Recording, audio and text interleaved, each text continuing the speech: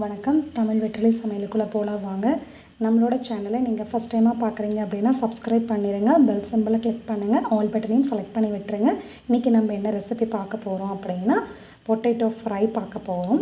பேச்சுலர்ஸ்க்காக வேண்டி ரொம்ப சிம்பிளாக ஃபாஸ்ட்டாக குயிக்காக எப்படி செய்யுதுன்னு சொல்லிட்டு நம்ம வீடியோவில் இன்றைக்கி சொல்லியிருக்கோம்.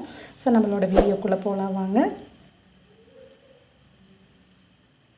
இன்றைக்கி நான் 3 உருளைக்கிழங்கு எடுத்திருக்கேன். நல்லா தோல் சீவிட்டு கழுவிட்டு எடுத்து வச்சுருக்கேன். கொஞ்சம் கருவேப்பிலை, ஒரு துண்டளவு இஞ்சியை குட்டி குட்டியாக கட் பண்ணி வச்சுருக்கேன். 1/2 ஸ்பூன் அளவு சோம்பு.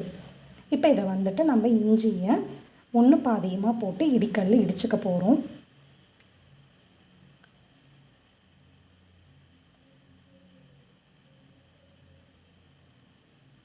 அவ்வளோதான், இஞ்சி இடித்தாச்சு.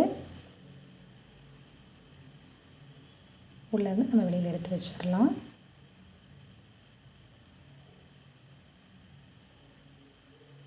எடுத்தாச்சு. இப்போ நம்ம வந்து பொட்டேட்டோ வந்து கட் பண்ணிக்கலாம். நான் வந்துட்டு நீல வாக்கில் குச்சி குச்சியாக கட் பண்ணியிருக்கேன். உங்களுக்கு என்ன ரவுண்ட் மாதிரி வேணும்னாலும் கட் பண்ணிக்கோங்க, இல்லை பாக்ஸ் போல் க்யூப் போல் வேணும் அப்படின்னாலும் நீங்கள் கட் பண்ணிக்கோங்க.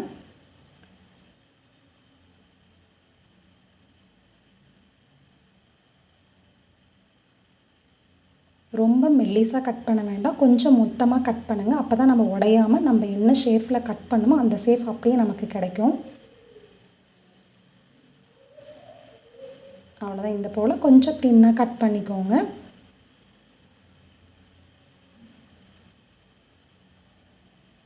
கட் பண்ணியாச்சு எல்லா உருளைக்கிழங்கையும். இதை நம்ம ஒரு பவுலில் மாற்றிக்கலாம். அவ்வளோதான், எல்லா உருளைக்கிழங்கையும் போட்டாச்சு. அதுக்கப்புறமா எப்படி சமைக்கிறதுன்னு சொல்லிட்டு பார்க்கலாம். ஒரு பேன் வச்சுக்கோங்க, தேவையான அளவு ஆயில் சேர்த்துக்கோங்க. ஆயில் ஹீட் ஆயிடுச்சு. ஆயில் ஹீட் ஆனதுக்கப்புறமா கொஞ்சம் கடுகு சேர்த்துக்கோங்க.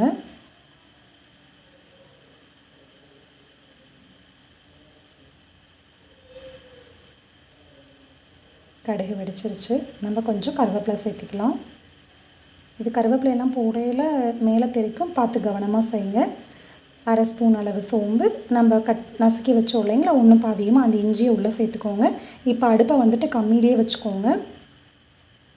அதுக்கப்புறமா நம்ம மிளகாத்தூள் இதெல்லாம் சேர்த்துக்கலாம். கொஞ்சம் மஞ்சத்தூள் சேர்த்துக்கோங்க. உங்கள் காரத்துக்கு தகுந்த மாதிரி தனி மிளகாத்தூள் நான் 1 ஸ்பூன் அளவு சேர்த்துருக்கேன். உங்களுக்கு எவ்வளோ காரம் வேணுமோ அதுக்கு தகுந்த மாதிரி சேர்த்துக்கோங்க. அதுக்கப்புறம் இது கிழங்குக்கு தேவையான அளவு உப்பு சேர்த்துக்கோங்க.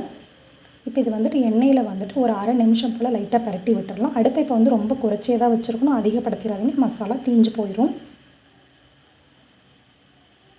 இதை ஒரு 1/2 நிமிஷம் போல் நல்லா பரட்டியாச்சு. இப்போ நம்ம வெட்டி வச்ச உருளைக்கிழங்கெல்லாம் உள்ளே சேர்த்துக்கலாம். இந்த உருளைக்கிழங்கு ஃப்ரை பண்ணுறது ரொம்ப சீக்கிரமாக செஞ்சிடலாம், ஈஸியாக செஞ்சிடலாம். சீக்கிரம் உருளைக்கிழங்கு வெந்துடும். நீங்கள் சாதம், ரசம் இருக்குது, சாம்பார் இருக்குது அப்படின்னா நீங்கள் இந்த உருளைக்கிழங்கு செஞ்சுட்டு டக்கராக தொட்டு சாப்பிட்டுக்கோங்க. செம்ம டேஸ்ட்டாக இருக்கும் உங்களுக்கு. அதே போல் நீங்கள் சாம்பார் வைக்கல, ரசம் வைக்கல அப்படின்னா ஒயிட் ரைஸ் வச்சுக்கோங்க. தயிர் பாக்கெட்டோ இல்லை தயிர் வாங்கிட்டு வந்துட்டு நீங்கள் ஒயிட் ரைஸு தயிரோட உருளைக்கிழங்கு சாப்பிட்லாம். அதுவும் இன்னும் சூப்பராக இருக்கும். தயிர் உருளைக்கிழங்கு ஃப்ரைக்கு வந்துட்டு செம்ம காம்பினேஷனாக இருக்கும்.